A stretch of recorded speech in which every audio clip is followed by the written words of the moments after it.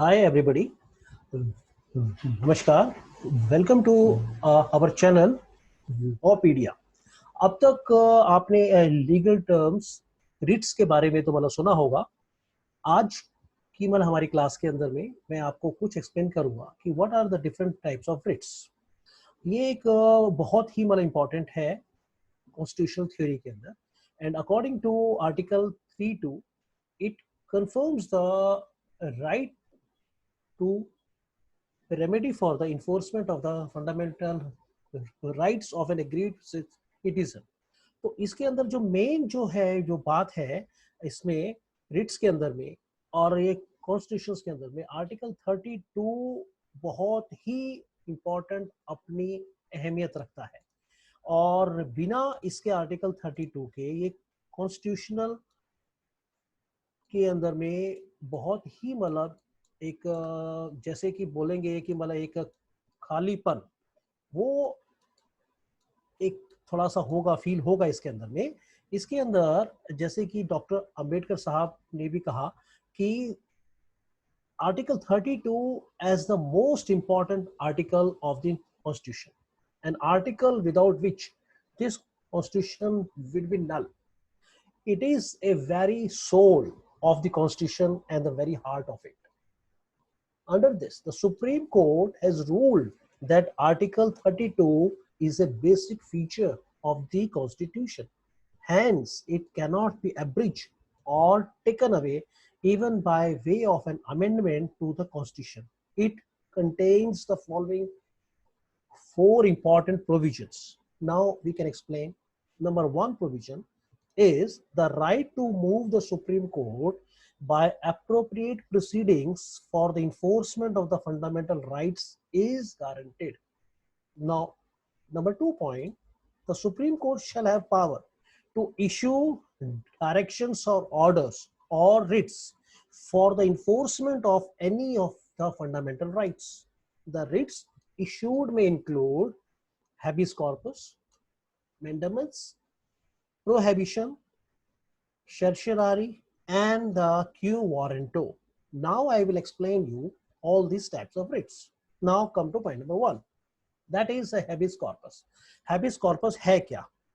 Habeas corpus जो ये word है, it is derived from a Latin word which means you may have the body. The writ is issued to produce a person who has been detained unlawfully, whether in prison or in custody, or we can say if he is illegally detained in a private custody also or before a court, and to release him if such detention is found illegal. So this is the main point, that is habeas corpus. Now come to point number two. Point number two is mandamus. Mandamus means we command to secure the performance of a public duties by the lower courts or the tribunal or the public authorities. So under this writs of a command is issued by the Supreme Court or High Court when any government, any court, corporation, or any public authority has to do a public duty but fails to do so. In that condition, we have to file this writ, that is mandamus. Now come to point number three, writs. That means certiorari. Certiorari means, in shortcut, we can say to be certified. Certify means to quash the order already passed by the inferior courts, tribunals, or any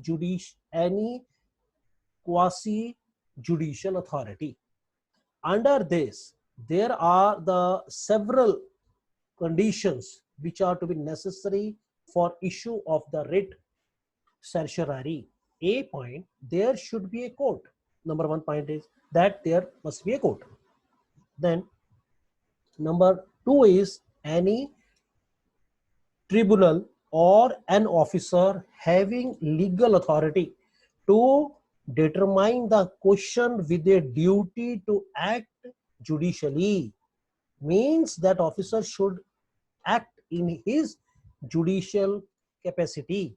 Then B point is such a court or tribunal or officer must have passed an order acting without jurisdiction or in excess of the judicial authority vested by law in such court, tribunal or officer. Then the C point comes, the order could also be against the principle of natural justice, or the order could contains an error of judgment in appreciating the facts of the case. So these are the main requirements or a condition we can say which is to be required in this writ certiorari. Now comes to fourth type of writ. Fourth type of writ is prohibition. So what is the meaning of prohibition? Prohibition means to forbid or to stop, and it is popularly known as stay order. This writ is issued when a lower court or a body tries to transgress the limits or powers vested in it.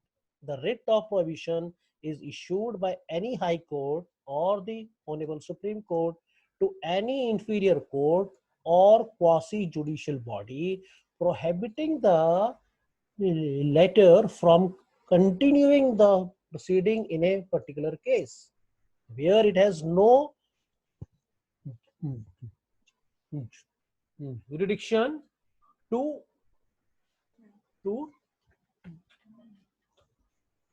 try. After that, after the issue of this writ, proceeding in the lower court, etc., comes to stop. Now, the last type of writ is quo warranto. So, what is the meaning of this writ is quo warranto means what is your authority under this. It is a writ issued with a view to restrain a person from holding a public office to which he is not entitled. The writ requires the concerned person to explain to the court by what authority he holds the office. Under this writ, the person can ask, or the writ requires the concerned person to explain to the court by what authority he holds the office. Means that under which authority that person is holding an authority. इसके अंदर जो है main जो है writ, इसमें ये है कि जो भी व्यक्ति जो कंसर्न पर्सन उस अथॉरिटी पे बैठा है, उससे हम ये चीज के लिए अथॉरिटी हम पूछ सकते हैं कि वो किस उद्देश्य के लिए इस ऑफिस उसने होल्ड किया हुआ, यानी for what purpose he is holding that office. So if a person has surplus a public office, the court may direct him not to carry out any activity in the office or any announces the office to be vacant. If that person is not doing his job properly, then we have a full right, just he can vacate that office. Thus, the High Court may issue a writ of quo warranto if a person holds an office beyond his retirement age. So these are the all main important types of writs. These are the main 5 type of writs which I have explained in my lecture today.